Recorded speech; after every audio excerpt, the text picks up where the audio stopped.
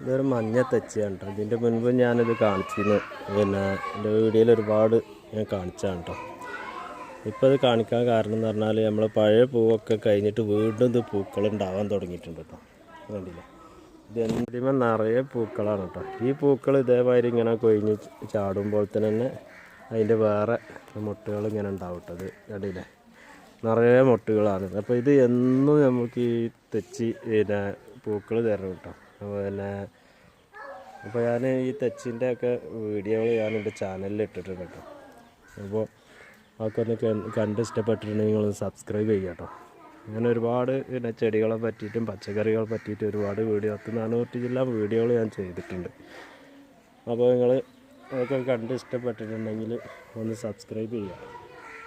ഇത് കണ്ടില്ല, ഇവിടെയൊക്കെ ഇതൊക്കെ ഈ പൂവ് ഇങ്ങോട്ട് ഇതിപ്പോൾ ഇവിടെ തീർന്ന്. അപ്പോൾ അതിന് ഇവിടെ വേറൊരു പിന്നെ